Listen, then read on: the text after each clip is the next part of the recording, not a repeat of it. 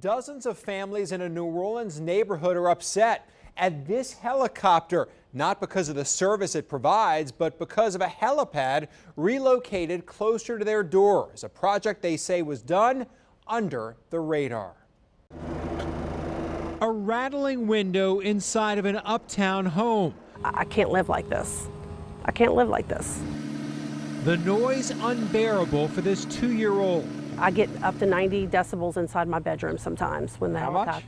Up to 90 decibels, the equivalent of a jackhammer or a lawnmower in my bedroom. As many as 17 flights a day, sometimes in the middle of the night. I have suffered severe sleep deprivation and its effects based off strictly because of the helicopter. Neighbors say the noise nuisance suddenly started back in May. The cause, a helicopter helipad moved surreptitiously without a proper permit or an occupational license. Before we were given any notice, we just started seeing helicopters literally come out of the sky, and didn't take us long to realize that they're landing on the building right across the street from my house. In December of 2019, Children's Hospital applied for a building permit to move its helipad from the back of its Tchoupitoulas Street campus about 130 yards closer to nearby homes.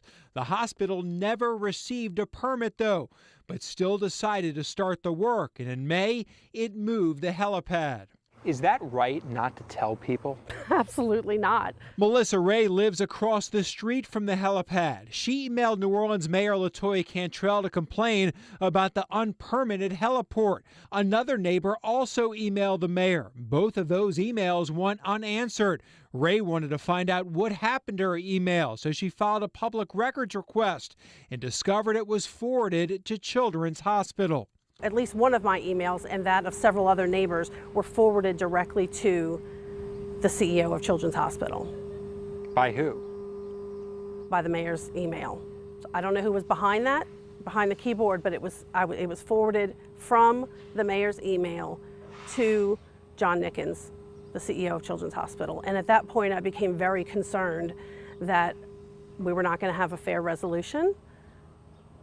I don't know what that means, and I don't know why that happened, but I know that if I am looking for public records, I have to go through a public records request, but the CEO of the hospital apparently is having our emails forwarded to him directly. 11 years ago, Children's built a helipad on its campus to transport children across the region, often for life-saving care. Shouldn't you have engaged the neighborhood? I think we've been fully engaged with the neighborhood. But you built it without ever letting them know or even giving them a warning about it. We really did not anticipate it would be a problem. Children's requested a permit days before the city of New Orleans cyber attack.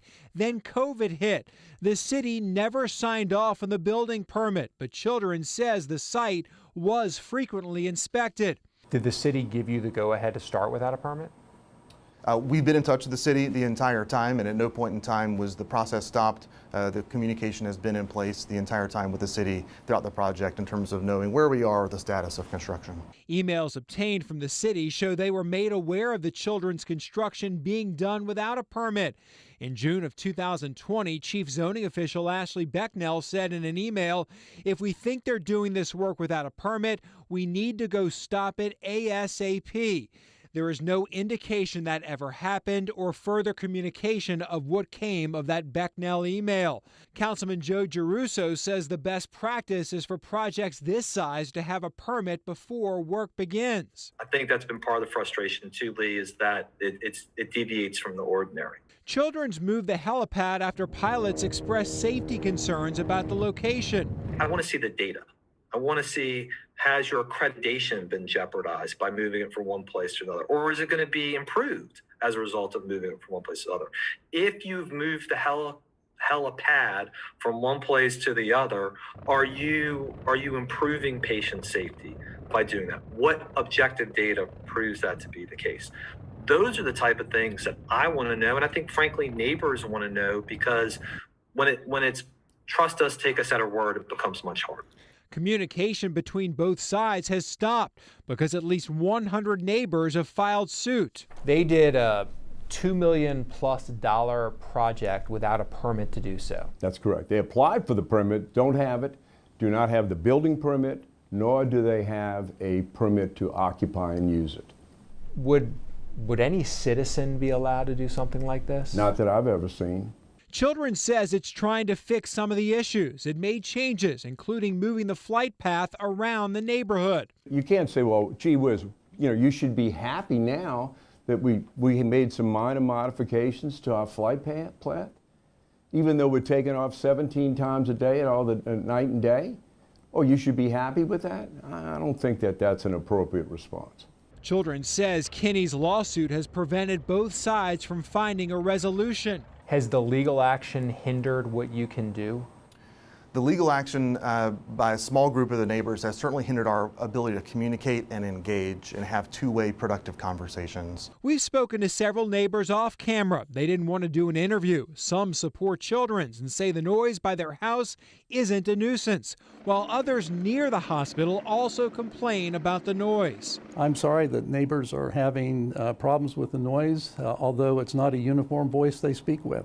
Melissa Ray says she understands the need for the urgent medical care for kids, but wishes Children's could come up with a solution that doesn't make her house sound like this. I have children. I want them to be able to receive medical care, and I want the children of the region to be able to continue to receive the quality care that Children's provides, but it needs to be done in concert and in cooperation with the neighborhood that it lives in.